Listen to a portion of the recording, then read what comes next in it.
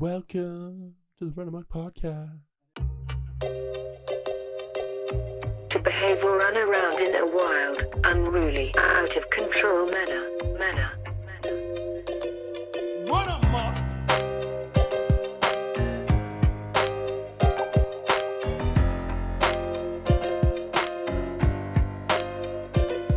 Run Amok!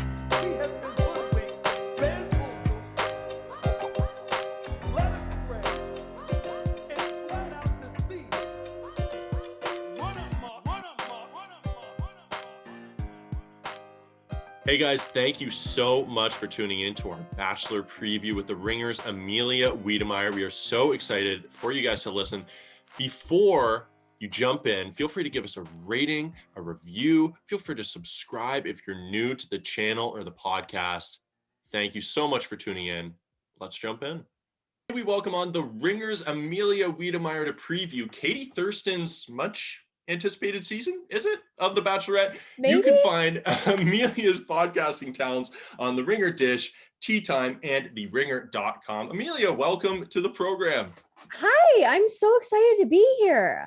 We are so excited to have you. We are excited to jump into this upcoming season. I want to start off. Sure. I want to gather your thoughts on the selection, just generally, as Katie as the Bachelorette. What do we think was the reasoning behind this? How do we think she'll do? Are you excited? That sign Sure. tells me you might not be that excited. I'm sorry. I feel bad because I know people have commented on how not super enthusiastic some of my colleagues and I have been, but here's the thing. I liked Katie when she was on Matt's season, and I thought her sex positivity and her non-bullying stance was awesome. Mhm. But I just feel like with everything, it's like, all right, there's a tipping point when we've had enough. It's like, that's okay, that's great that you do that, but that's what every human should do. And I feel like the point has been kind of belabored. And I do want to mention, I haven't met any of the other girls who are on Matt's season, but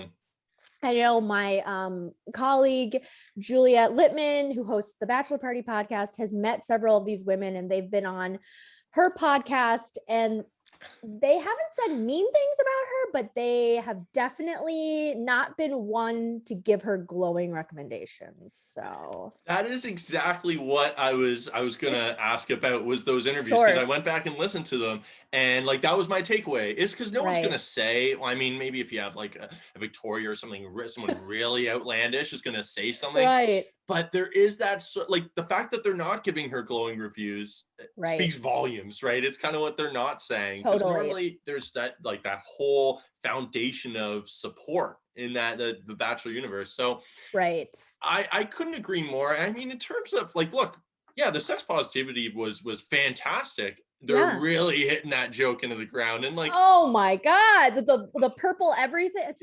We get it. One of our listeners, and you're not going to bother our listeners, because if I were to describe them in one word, they're all very jaded. We have a very jaded fan base. So my type of people. So one of our listeners actually sent in the most recent promo last night. And what was it? It's this, I don't know if you've seen it, but it's a video, and you hear this, you see Katie there, and you hear this loud vibration, and the narrator's like, oh, what could that be? What could that be? Oh my God. And she pulls it out, and it's her phone. It's like, oh my God.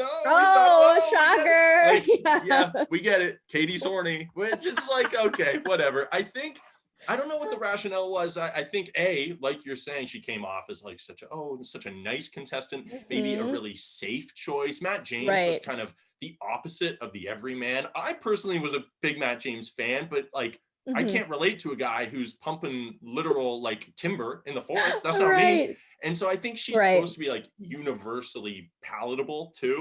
Totally. I don't know, but I think it's either going to be a cringe fest or a snooze fest, which is, I'm down for a cringe fest. I'm down to cringe. That's fine too. Yeah, me too. And I think she is kind of, I think they wanted her in the same vein of a Hannah Brown, whereas she's not really the person you would think to cast as the lead in this series, which isn't to say anything. I think she is a very funny person. I think she's gorgeous, and I think she's a nice person, but she just isn't who you would think they would cast as like the Bachelorette, because she's not always poised, which is, I love that about her actually. And I think that's one of her strengths, but it is very much like a kind of a knee-jerk reaction almost a little bit because of all of the praise that she got on social media, which at the same time makes me think it's like literally what she did was like the most low-hanging fruit, like be a nice person. The bar is under the ground. So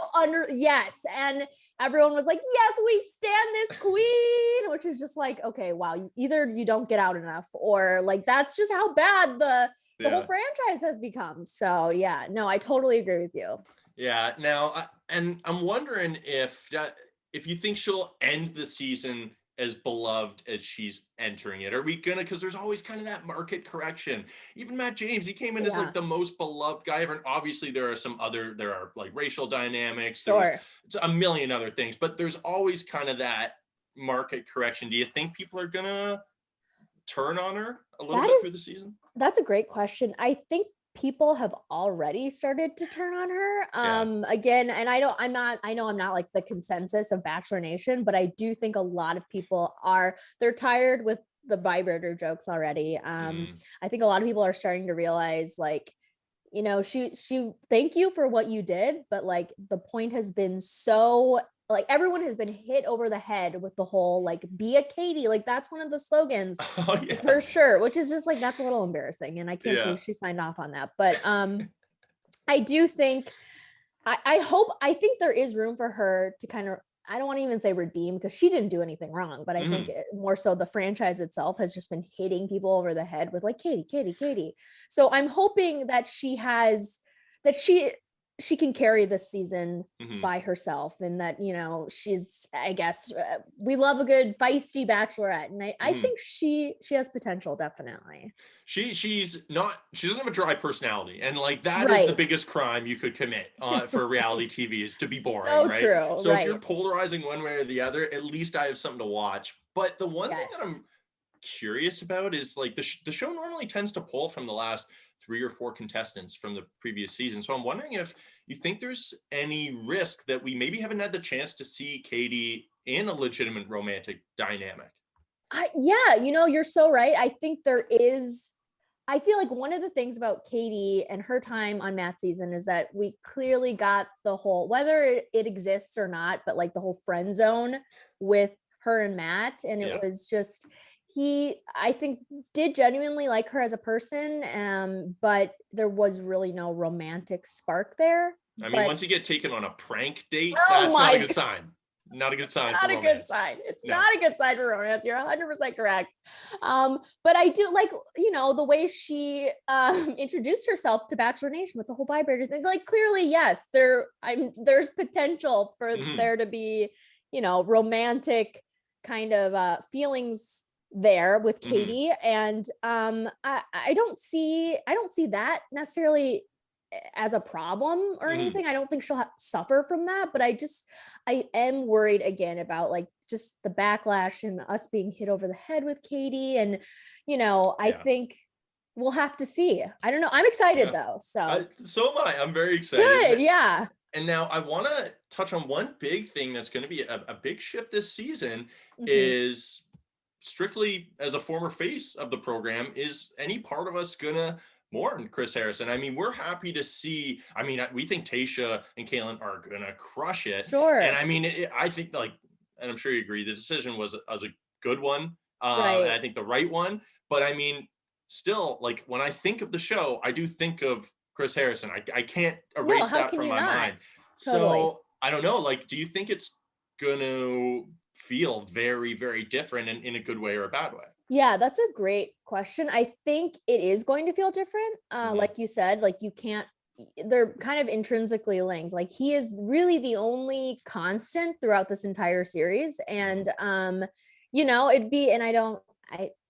I'm sorry to make a Survivor reference, but I love Survivor. So I love Survivor. Do you? Oh, good. Thank God, a fellow Survivor fan. But like, it's weird if like Jeff Probst wasn't there to host Survivor. And I'm not trying to equate Chris Harrison to the god that is Jeff Probst, but I do think that, you know, it's like, we know Chris Harrison, like clearly, like he is the face of the franchise, whether you like it or not. I'm not saying he doesn't have his indiscretions. He clearly does, and he needs to go to training, and hopefully he is taking the time. And I don't know what's going to happen. And personally, I just feel like he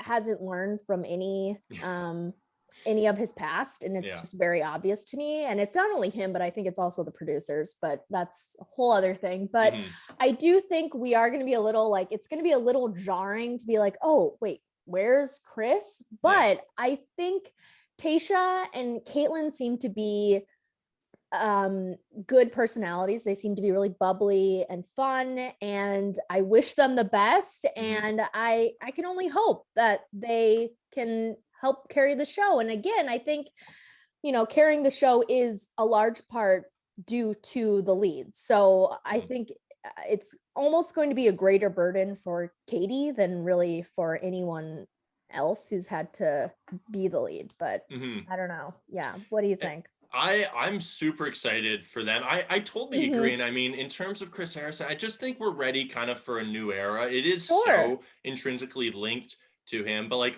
like you said, I blame him way more than even Rachel Kirkconnell. Like she's way younger. I think there was a far higher level of ignorance there on her part. But I mean, in terms of like just not knowing. And Chris Harrison, like, he came into an interview prepared and said what he said, right? So I mean, that to me at a bit more of a level of maybe maliciousness is the wrong word, but totally. Yeah, but I would actually, we've thought about this on the pod before. I wouldn't mind if they, because you have so many characters to play off of in the Bachelor universe, circulate it around for Bachelor. Bring in, I don't know, maybe Ben Higgins isn't the right guy, but like bring in a dude. Like I picked the driest Bachelor of all time to come in and host.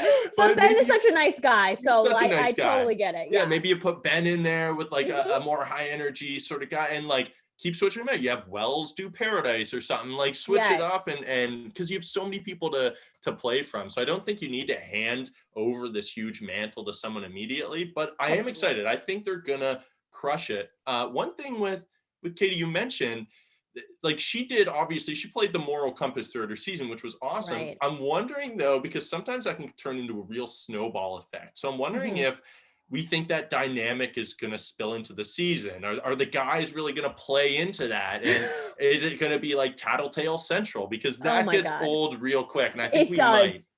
I think you're 100% correct. And I think that's one of the reasons why the women from Matt's season, Katie's season, didn't like her, or she's had friction with them because she was kind of seen as a tattletale. I mean, I think it's edited, so it made her look like kind of the hero, and she was the more, like you saying, moral compass. But I think there is an aspect there where it's like, okay, well, you've also been ratting people out, and take that however you will. But I do think they've made such a big deal about how, upstanding a person she is. She's got the t-shirt, be a Katie. There's even, I read one of the bios, and one of the guys was like, I hate bullying too. And so they're already kind of leaning into that. Like, whoa, what a commonality. I'd love to see the guys like, shocking. I don't know if it's going to work. I'm pro bullying. Hopefully we can find some middle ground.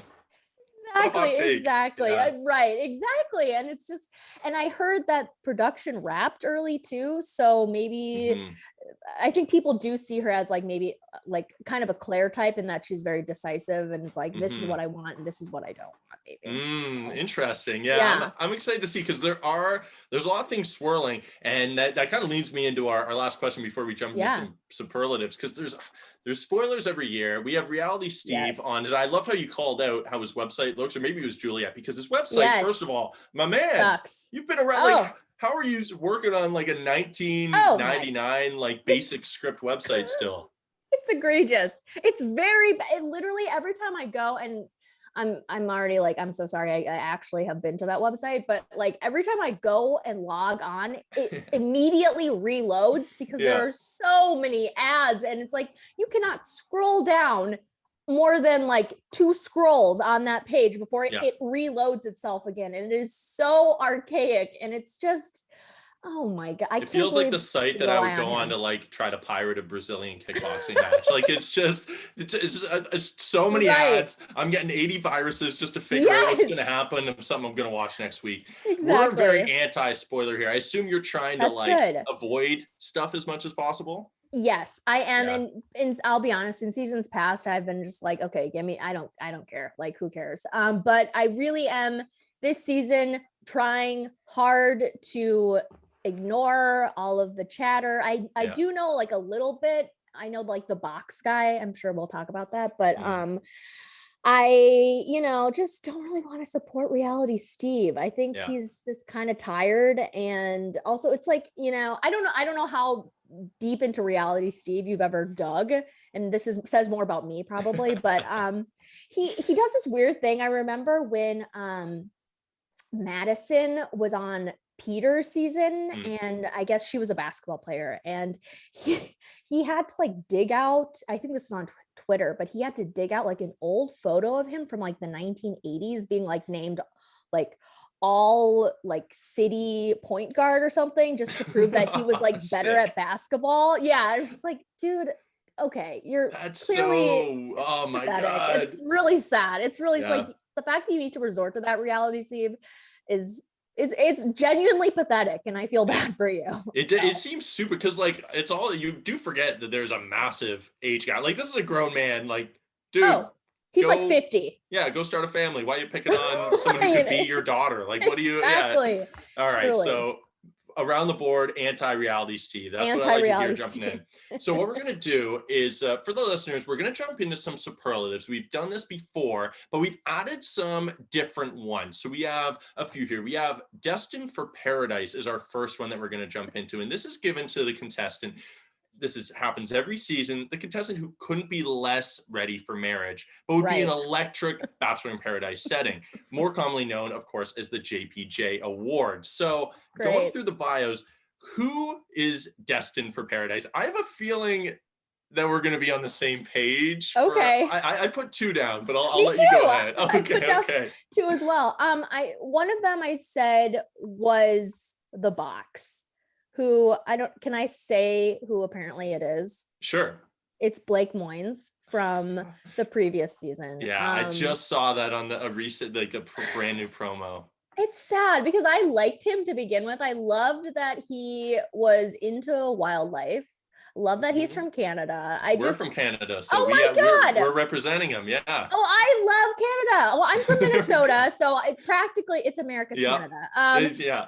And, he seemed like a very genuinely nice person. And then as the season played out, I was like, get this guy up. I don't want to deal with him. The fact that when he was supposed to like make a clay sculpture. Do you remember that? Yeah, where he made a dick? I was like, just anything but a dick. Yeah. Made out of clay. I think he was so tuned out during Claire's season. Yeah. I think he was just so checked out. Yeah. I think or a post Claire season. I mean, during Tayshia's, I think he should have left. Right. Yeah. And he was just, It's just unfortunate. He had a huge market correction. If we're talking about people who the fans got sick of, we just kept getting Blake Moynes shoved in our face. Like, how this guy's still here? And then Tayshia was like breaking down, saying goodbye to him. Like, have you guys talked? I haven't seen you guys say one word, but I loved on your preview with Juliet. Now everyone should go listen to that. That was fantastic. You guys ran through every contestant.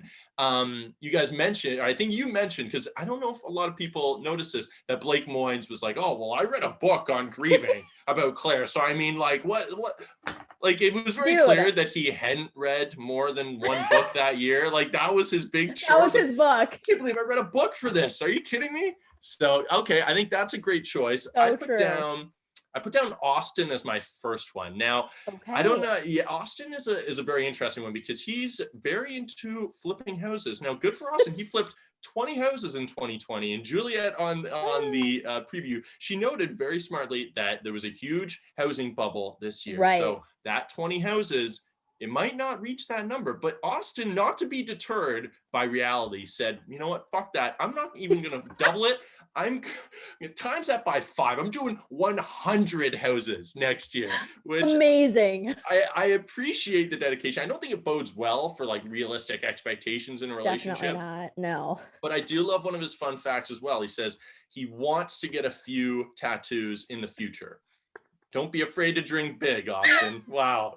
In the future, I'll get a few tattoos. That's just one of many life goals. Right. Yeah, not now, but future me will. Okay, cool. So I think he's destined for paradise. Who is your second one there? I don't know, maybe I feel like, well, I think I had another, like some of the we're going to talk about later, but like wild cards and villains I thought could probably be on Paradise. But I also said Justin, because I know it's kind of out of left field, but I think Justin, one, is hot enough to be on. And I really don't think these guys, I mean, maybe I'm just shallow, but there weren't a bunch of hot guys on this season, and there are not a lot of hot guys this season. It feels like it was just like kind of like, well, we'll try to scrap up some for you, Katie, but we'll go promise. To the Y and get a bunch of guys playing pickup. All right, guys, you're on TV now. Exactly. And so I think he'll, for that reason alone, probably will be on Paradise. And he clearly understands pop culture,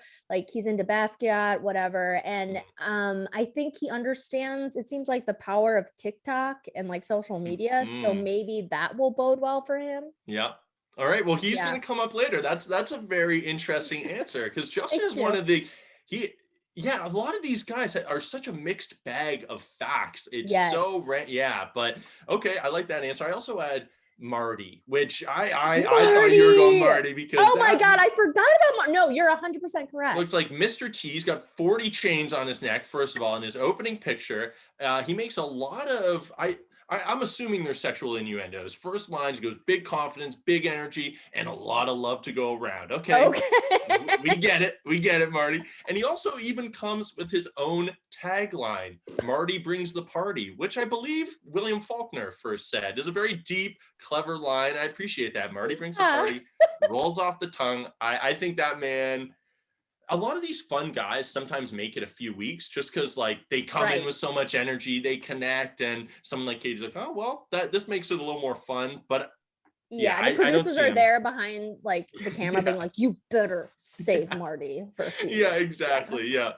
So let's go next to one of the tougher categories to guess, the under the radar star. This is given to the contestant who won't quite be the right match for Katie, but the rest of Bachelor Nation will inevitably fall in love with, something we've dubbed the Serena Pitt Award. Oh, now, nice. Who are you giving this out to?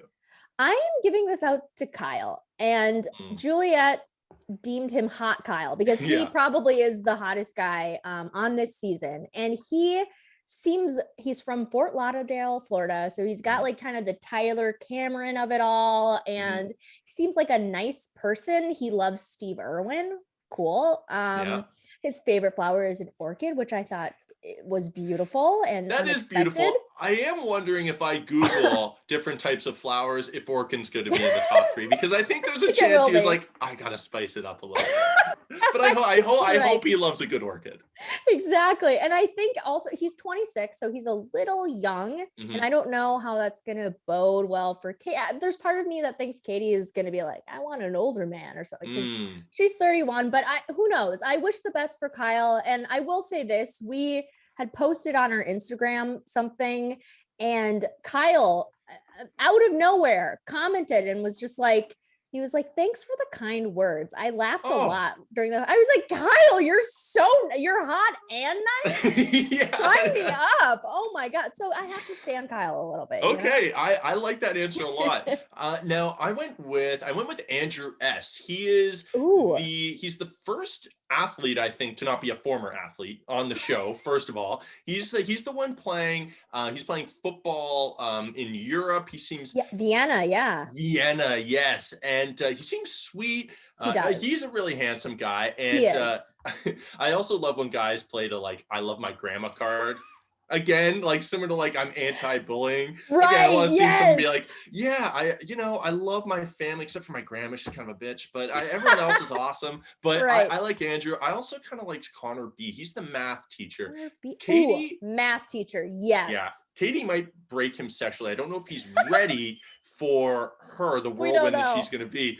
But he's just a sweet math teacher. He respects waiters, and seems like he has a good sense of humor. That's so true. And I think the math teacher aspect is like, come on, you can't get much more wholesome than a math teacher.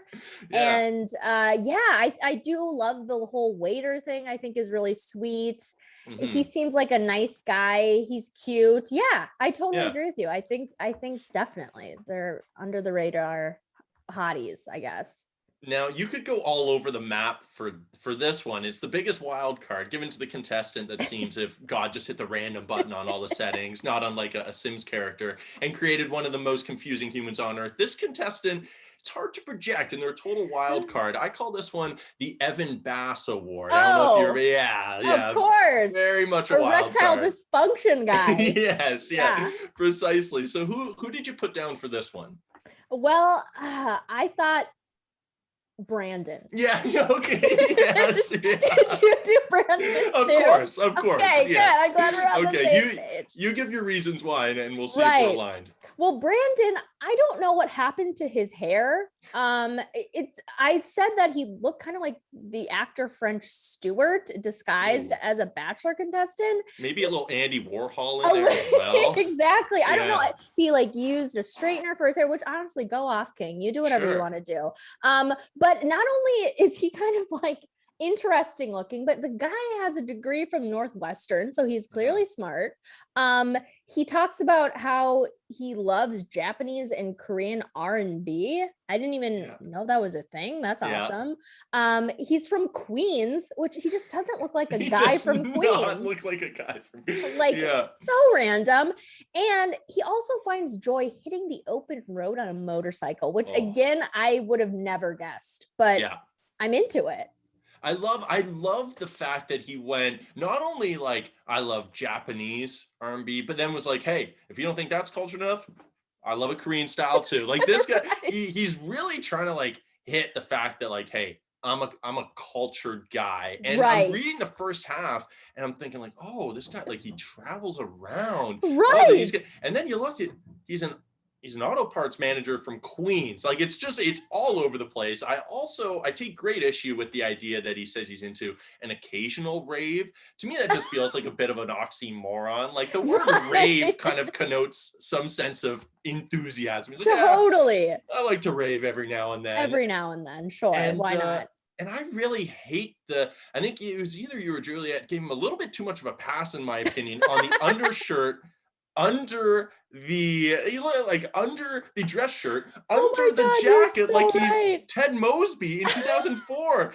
Knock off a couple of those layers, my man. You are gonna be too hot. Oh my God, I'm just noticing this right now. You're so right. Yeah. That's that has got to be that's at least a heavy duty Hanes tee. So what are you doing? That is wild. That's not a proper undershirt. So I don't know how far he's gonna go. He also said a great gift idea is a handwritten letter, which seems sweet.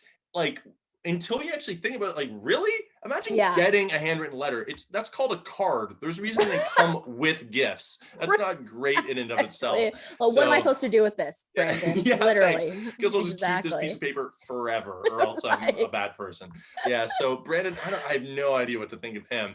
Now, this one is the one I know for a fact that I think we're definitely going to have the same person, and then my second one, I think we're definitely not. This is villain of the season, perhaps the most prestigious award on a show like this, because this award not only goes out to the biggest antagonist, but also the one that adds the most content to the show. And for this reason, it's called the Bad Chad Johnson Award, not the Yosef Award. Oh my God, I love that. Because you gotta be adding content to the show if you're gonna be a villain, or else you're just, or else in Yosef's case, you're just a sexist. Now, who is your villain?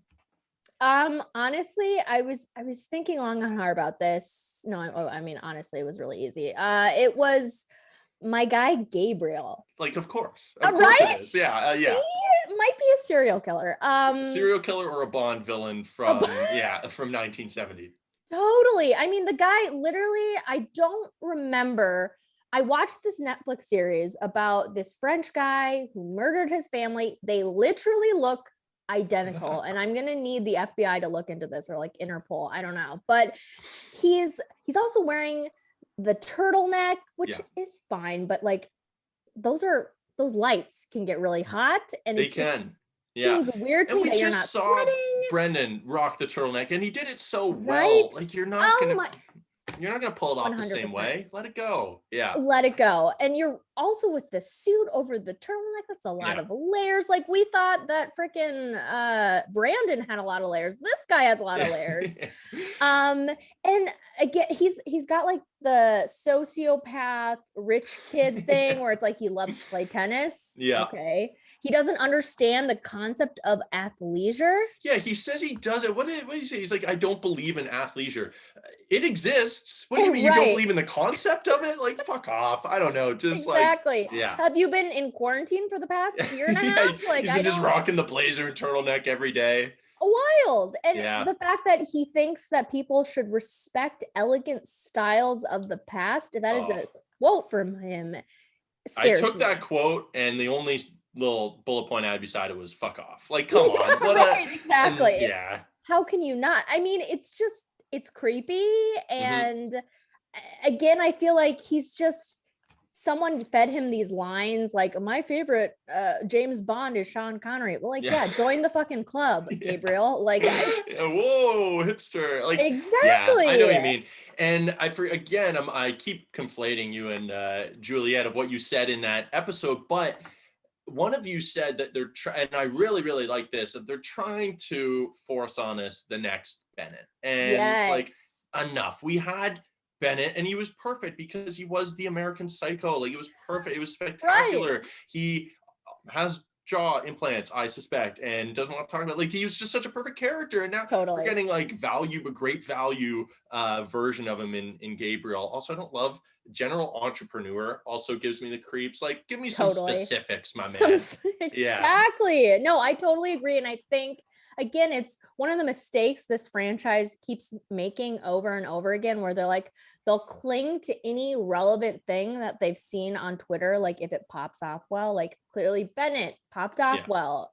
Katie, you could argue, popped off well. So it's a knee-jerk reaction. Even when they cast Matt as the first Black Bachelor, I think they were like, well, people love Matt. They think he's really hot. We're going to cast him, without even thinking like Mike Johnson or someone who's actually part of the franchise. They just kind of go with whatever is like hot and now. And I think it's a mistake, but I totally agree. And this is unfair to put on him. Like, we'll see if it's true. This is just obviously me blindly reading into, but I'm wondering, just like the way that he has very strict principles clearly about very arbitrary things. So I'm wondering how he's gonna react to Katie being a very sexually liberated girl. Like, I don't know, maybe he's fine with it, but I could see him also being like, Katie, that's not honoring the elegance of the past. Like, Gabriel, I don't really know what that means. So hopefully he goes far. My other one, and I know you disagree with this, but I have a reason behind it. Is my man, my Christian youth preacher, Landon. Oh! Yeah. just because I'm always a little suspicious of someone who seems a little too perfect. First of all, I hate the look of like, let's throw a tie on, my man. Or at least, like, he's got enough room between his collars for the Holy Ghost. He's really, I don't know, he's got a look. He looks a lot like Trevor Lawrence a little bit as well. Oh my God. I also don't love that he's already a liar about his college basketball career, because you guys were saying like, oh, we should check the stats. And immediately as soon as you said that, I was like, fuck it, I'm checking the stats. Because it says, for a fact, it says not only that he was a college athlete, it says that he was a very successful college athlete. And so I went in.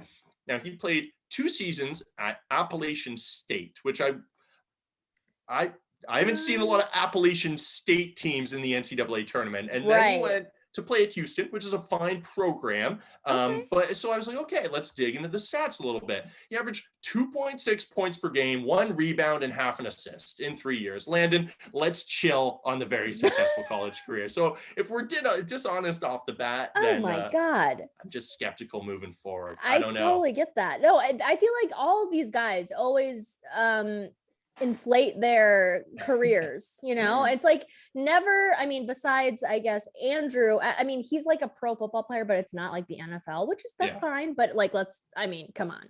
And all these guys. Like, that weird to me. Like, do we think it's American football? Because I assume they would have said soccer if it was soccer. Same, exactly. Yeah. I think it is American football because I think they are trying to like expand leagues over there. Okay. So, you know, but again, it's like, I'm trying to think of like Colton and like even Tyler C. I think they were like NFL, but they were practice. And we had a few last season, even every year. Yeah, a clear distinction. These guys were bouncing team from team, never had actual playing time. Like, let's not pretend that they're Aaron Rodgers here, you know? So I definitely agree. Can I also point out someone else who I think might have killed someone? Oh yeah, for sure. Thank you. Jeff, the surgical skin sales. Okay, like what the, like, first of all, I have to imagine, I'm praying to God that like that's not his real title, because they love to do that, right? They do. Yeah, and we talked with Kenny about a month ago as being like a boy band manager, and he was like, no, fuck that, like that's not my occupation. That's like a side business I do where I put bands together. Like, he's an event coordinator, right? He's a real job. Kenny. But then that's slapped on him forever. So I think you guys called it right? He's probably just like for, I don't know, like burn victims, people who need skin, he's just providing them for medical sales, but they couldn't have said it in a creepier way. No, of course. They're gonna make it the creepiest way of saying that, and it's just surgical like skin salesman. Like, oh my God, I actually never want to hear that again. I hope they don't bring that up constantly on the show. That sends shivers down my spine. Now let's jump in. This is the big one, the final Rose Recipient. Now, this award goes without saying. We're looking into the future. We're making an absolutely reckless, uneducated, and soon to be dispelled prediction. I've never been right on this once as to who Katie will anoint as the future co-host of Vent with Katie, and even potentially her husband. This is now maybe the Jordan Rogers Award, because has there ever been a more obvious winner entering a season? That's so true. Like, you could have given it to that dude day one. Oh my God, that's so true. Yeah, you know, I had a hard time looking through these guys. I mean, and again, like, I could never do this, so props to them for being on this show, but it just seems to me they, like you were saying, they just were like, okay, some guy at the Y, great, perfect. You seem like a cool dude.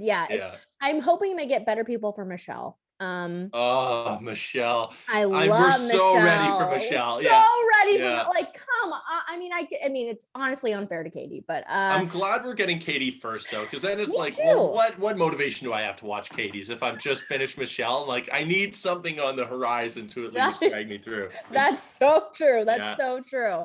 I said, and I'm okay with being totally wrong and sounding like an idiot, but Marcus from Portland. Portland is I like that. I like that location, first of all. It's a good place. He's 30. A lot of these guys are actually younger than I thought they were going to get for her, which fine. I don't like, go off, queen, do whatever you want to do. But he's 30. It seems like he says he's ambitious and that he's tidy. You know, he's got a nice smile. He's got a very friendly looking face. Yeah, definitely. He just seems like kind of a nice guy, and but at the same time, in his bio it says he describes himself as amazing as a lover, which I think, like, hello, if anyone's gonna respond well to that, that's Katie. Absolutely. First of all, that like, you have to, that is a crazy precedent to set when you're going on television. Like, the person that you are going to eventually prove that to is then going to be in front of a confessional. I'm not setting the bar that high. I'd be like, yep, I'm serviceable. I am a serviceable lover. Exactly. But I mean, I'm a warm body, okay? I'm a human being. But Marcus, I really like that pick. I think it's good. Thank you. Yeah, I'm so curious as to what type of guy Katie's gonna gravitate towards. I really have no idea. Yeah. No idea. I totally agree. It's so up in the air that it's so hard. I kind of see her, I don't know. I kind of see her going for someone maybe a little more rough around the edges so I went with two guys. I'm cheating here. No, I love it. Yeah. Hot Kyle, just because that's a good one. He's hot, honestly, Kyle. Like he's hot. That helps. That's half the battle. Hot. Exactly. You have to stare at a face for 60 years. May as well be a hot one. And he hates mayo, which I also hate mayo. So I'm a little bit. It's not my favorite. There. No, I totally get that. And again, like I said, I have had a brief interaction with Hot Kyle, but there we go. Genuinely such a nice person. So he's hot and nice. My little thing is like, sometimes when they have the shorter bios and a little bit less info, I sometimes think that's a sign of someone going further, not wanting to give too much. Yes. So when they're a little more bare bones on info, I think maybe that's a sign. And then I've also been wrong sometimes. Right. Like sometimes I'm like, oh, they're giving no info. It's like, yeah, because the guy goes home day one and we didn't want to type it out. Because we don't care. Right. Yeah. No, I totally agree with you. I think there's something where it's like they give you a little taste and you're just like, I want more. Like, and who doesn't want more of Hot Kyle? Yeah, exactly. My other one, also a handsome guy that you mentioned earlier, I said I would bring up again. I like Justin. I like Justin. Yes. He seems cultured. You mentioned he says he also, not only does he appreciate art, he is a painter himself. He has a real job. He says ready for commitment. He's in finance. He loves Sauvignon Blanc, which, hey, I appreciate his drink choice. He just seems well-rounded. He seems like a grown adult. Totally. Which I think helps. But at the end of the day, it couldn't be more up in the air. It could not be more up in the air. Really, it's very hard. It's very hard. But I do think that when it comes to like the final four, I do think like Justin will be final four. I do think that Hot Kyle will be final four. Yeah. I'm really pulling for I had to go back on. I'm like looking at these bios. I forgot his name. Marcus. Oh yeah. Marcus. But it's, it's a little bit slim pickings, but I can only hope the best for Katie. Because. So do you think that she leaves engaged? Do you think she leaves engaged? I think she does. I mean, it seems like they're saying that she has wrapped this thing up early. Like I feel like she will do the thing that sometimes they do where they send home these guys before mass the actual amounts. Right. And they're just like, okay, I know who I want. Like, let's wrap this thing up. I'm ready to go right off into the sunset. And so was that the circumstance before? Because I didn't look into it just in fear of like seeing somebody I didn't want to, but like, so I knew they wrapped early. And was it because like theoretically that she did find someone and like not pull a Claire, but said like, okay, we're wiping out this kind of chunk of people and moving on. Right. I think the article I read was very like bare bones on what it actually meant, but I assume that that's what it meant, or else like I can only think like, was there a horrible accident? Like, I don't know. I mean, God, I hope not. But I think it was more of like a mass exodus. Like I found my guy.